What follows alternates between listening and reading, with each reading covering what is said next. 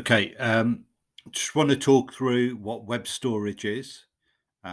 We've been using session storage already, so this is just a case of um, the difference between what we call session storage and what we call local storage. So, web storage, HTML web storage, is like cookies. Okay, but the key thing about this is we can store loads more data, okay, than we would do in a cookie.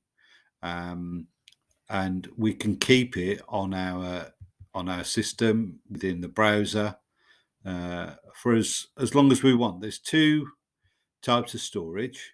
There's something called local storage and something called session storage. So we've been using session storage, where the data is stored for one session. So when that browser tab is closed, it's gone. So let's just have a look and see where that is. So if you go to your web page, so I've got this one open at the moment. And then if we go to application, when it goes there, application, is it going to go? No, it doesn't want to go there. Will it go anywhere else? No, it should be going to application. Just make sure console should be going to application. There we go. Okay, so the application data is here. So we've got local storage and we've got session storage. So if we open up the session storage here, and at the moment we're working in this page here. So you can see, if we just click on the file, this is the web page that we're on a file. So you can see here's file, and it's this one. This is the one we're opening in our session. And you can see these are the things that we've got in the session storage. So you can see we've got these available. That's the key. That's the value. Current, that's the value at the moment. And used, and that's the value at the moment. And you can see them if you click on available. You can see down here I've got 4 items available. In used, I've used 1. Okay, and current has a value of 5. Okay, so in our program where we've got let's find the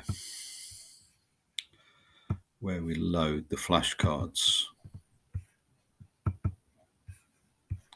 So where we've loaded the flashcards.js here, so the thing we did in start is we set some items.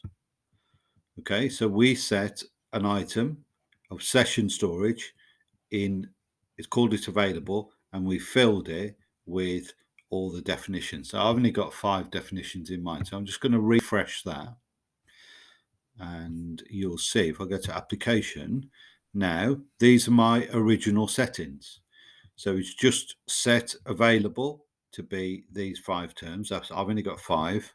Current, it's set to null, and used, it's set to an empty set of data. So you can see, if we go back to sources, that's what it's done there, available, and then it's done this JSON stringify, and all that means is it takes the definitions list, the array, okay, the list, and it turns it into a string so it can be stored, so it knows it's there. It's in JSON, but it's been stringified so it can be put into session storage. Likewise here, it's stringified that, okay, and it's set current to null. And we can see those values here. Current is null, used is an empty, and this, it still knows it's JSON, but it knows it should be stringified. It should be like a string.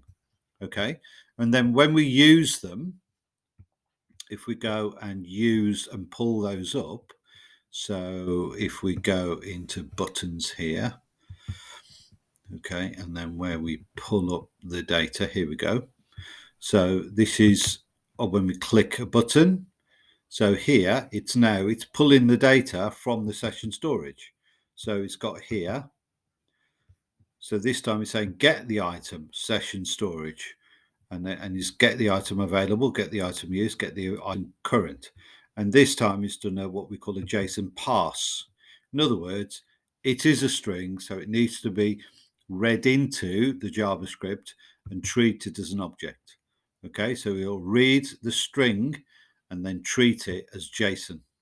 Okay, and it'll be inside here, data.available, data.use, data.current, and this isn't session storage, that just sets that as null. Okay, so when we use local session storage, then we're doing that already. Now we want to use for the next task, we want to use local storage. So for the scores, at the moment, session storage will close the tab, that session storage will disappear until I load the page again when it will be recreated. But I want to use local storage, okay, so that next time I come and log in, the data's, the scores, my previous scores are already there. So it's not going to wipe them out. It's going to just load them back in again. Okay. So we can check if there's something there by using this special function, which is type of, and that can determine if session storage exists. Okay. So this says here, we can check if it works. Okay, so if the session storage is there, then we can, if it's not undefined, then we can sort of build it. Okay, otherwise it's not going to do it, but we can use that to help us.